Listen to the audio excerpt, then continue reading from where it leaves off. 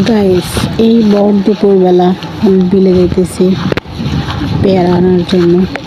পেয়ারাগুলো সব চলে নিয়ে গেছে, তার জন্য এই দুপুরবেলায় চলে যাইতেছি পেয়ারা নিয়ে আসবো। তাই বাড়ির সবার জ্বর এসছে, সবাই চাইতেছে একটু পেয়ারা মরিচের গুঁড়া দিয়ে খাবে, তাই চাইতেছি নিয়ে আসার জন্য।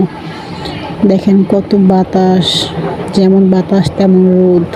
রোদে তো আমার চাঁদে চুন্দে সব গরম হয়ে যেতেছে, তারপরও যাইতেছি, কিছু করার নাই। তো বাতাসটার জন্য একটু ভালোই লাগতেছে, বেশি একটা খারাপও লাগতেছে না বাতাসের জন্য, রোদটা গায়ে লাগে না।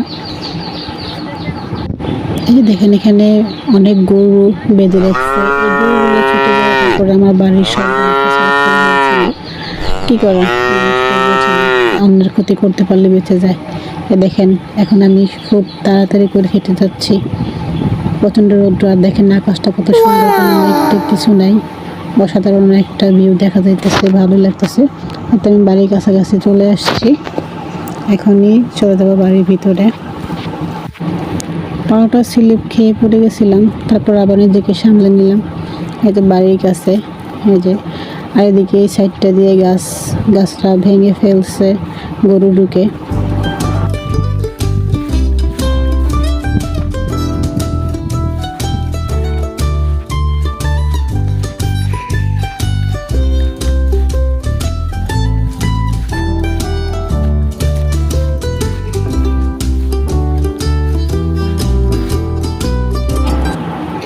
এই তো অবশেষে চলে আসলাম বাড়ির কাছে, এই যে বাড়িতে ঢুকে পড়লাম।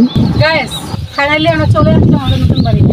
প্রচণ্ড রকমের গরম আর রোদ, এই রোদ দিয়ে আমার অনেক কষ্ট হচ্ছিল, তারপরও তো আসতেই হবে, কিছু করার নাই। আর বাতাসও ছিল, একটু খারাপ লাগলো আর ভালো লাগতেছিল। আচ্ছা, এখন আমরা কী করবো, আমরা গাছ থেকে পেয়ারা পারি, কেমন? আপনারা আমার সাথে থাকবেন, ওকে।